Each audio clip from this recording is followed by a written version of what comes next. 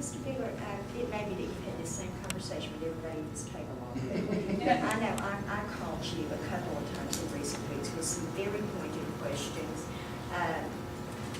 Naysayers have suggested that Ouster is not applicable in this situation, that in fact Mr. Lockett's behavior in question occurred before he took office. Right. And so my question for you, and I hope you'd share your answer with everyone, was what about it? Is there a hook there? You referred me to a phrase in a statute that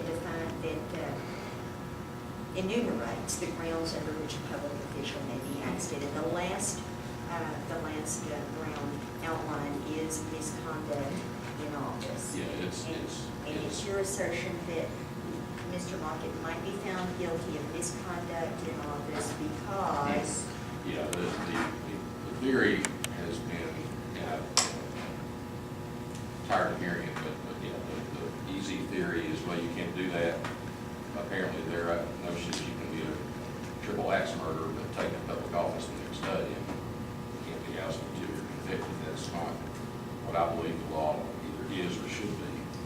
The law allows removal for willful misconduct in the office and violation of the laws applying to the office. And when you look at the nature, that I think leads you to question what is the office, what is the nature of the office, what duties does that officer have. In this case, you're elected to be an attorney, and very clearly, the rules of professional responsibility apply to an attorney in public office, irrespective of any charter provisions or any other statutes. You have to still comply with the rules of professional responsibility.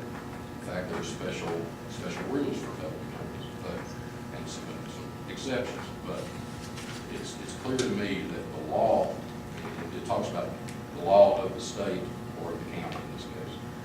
The laws of the state that apply to a person undertaking the duties of a county attorney necessarily incorporates rules of professional responsibility. And if you violate those rules, certainly, at least to the point of, there's a string of cases that talk about where someone has committed an act that's called malum in se in the law.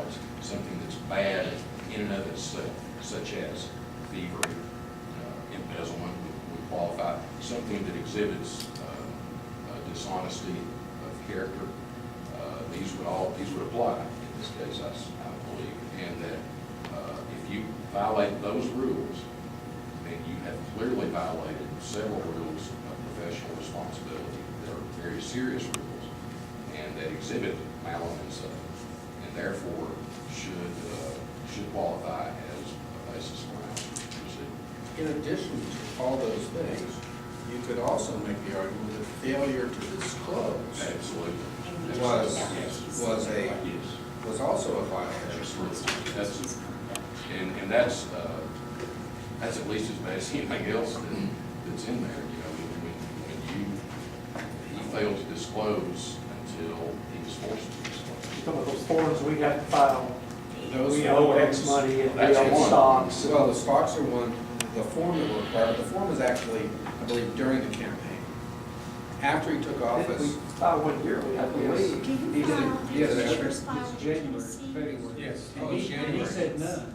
Yes. Yeah, he said none of the forms, so that form is an Treasury interesting. finance, or I forget the Yeah. part, he's an agent, it's an agency in Nashville. Right. Election What is that finance. for? Yeah. Registered election finance. Registered, yeah, and And that that form- is- And that form says zero loans, no loans. So that, If there's anything other than commercial, yeah. you're supposed to disclose who the lender is. And but you're right, that's another. And that form occurred after he took office, so there's no question That's about what I that. was about to ask. So then if you consider that I would consider that, yes. And we could pull possibly, is that a Now, the public remedy for record that a that- citizen might ask to see? Sure, yeah, It's it's, on the record. you file it with the election commission, I think, don't It's the state. you? It's a state. Registered form. election finance, I Yeah. believe. It's in the election. Election registry. It's certainly public record, and now the remedy for that, spelled out in the statute, it's a simple failure to disclose in and of itself is not a major, it's not a felony, it's but it's a misdemeanor, and you have to pay a fine and disclose the information. But Mr. Miller, are I maybe following this particular topic to the effect that Mr. Lockett filed a disclosure with the Tennessee Ethics Commission since he took office, in which he reported that he had not received any loans of interest to that that's my body? understanding. Yeah, I have personally looked at the form, and it says none. Yes. Yes, I've seen the film also. Okay, and that was something that he did file after he took office. Well, now, since he was unopposed in the general and basically won the election in the primary, and this loan came after he was basically elected, but not before his term started, would that have any, I mean, he was basically, You have to disclose those, whether it's before or after or whatever, because there's Let me a, tell you what Attorney General Cooper told us. Cooper and Meyer, one of the citizens that filed against Ragsdale, which Richard Wall's report, the first one is over 16 months old now, and there's been no action. Attorney General Cooper said, first of all, we asked, could we not have Mr. Ragsdale at hearing and start the sign? And Mr. Hill told us that was not an option we had. He said, if you will leave this to the Attorney General, he promises to put the people on it necessary and expedite it. And here we are, Louis Cosby's had a birthday, and ours had a birthday, and all the TBI agents are back in Memphis. We're being placated. Nothing's happened, absolutely nothing. Now, we were told we did not have that option, but they also made it very plain. They could not investigate Mr. Ragsdale on anything in his first term. It was the day he was sworn in on the second term. Well, That's the law. I That is the law. Well, I don't agree with that, but, But he's the AG, and he's the one that told us. well, That's problematic. yeah, that's why they have concurrent jurisdiction with the county attorneys. So that an attorney general, for example, is not considered to be omnipotent and omniscient on this matter. But yeah, General Gill told me that his opinion, he called me the next morning after a special commission meeting.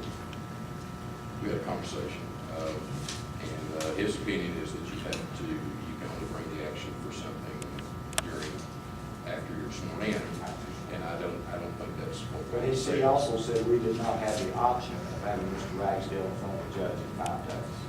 That he would still be mayor, and even if we did, he would still be mayor, still draw his check and everything. if you had a private attorney though, let's see. But Attorney General Cooper and Myers was our attorney, Well, I know, but he and took. still are. Well, I know, Whatever that's because he took it over, but I would think you would have a private attorney, if he could have taken it before it took That's the here. chancellor's decision to make, is it not? Well, if you have, that's right, if you have 10 citizens who sign on a petition to file, you can file the action, ask to remove someone from office. And you can ask, as part of that action, give them 5 days notice, we want this person immediately suspended pending the full hearing. That was John Gill's opinion. Well, that's black letter law. I mean, that's not something that there can be. How could Bruce or 10 citizens interested in the Lockett Ouster get in front of the chancellor to make that request? As to Mr. Ragsdale, As to either of them? by How filing could the either petition. group get before, I'm sorry? by filing the petition for removal. You have to file the petition. And that's not That's the right, same as the suspension. petition for ouster. It's a It different is, document. it's Oh, That's the second step. The statute is removal from office is what it's called. And so that's when I say petition for removal, I'm talking about ouster. And as part of that petition, you ask for immediate relief that the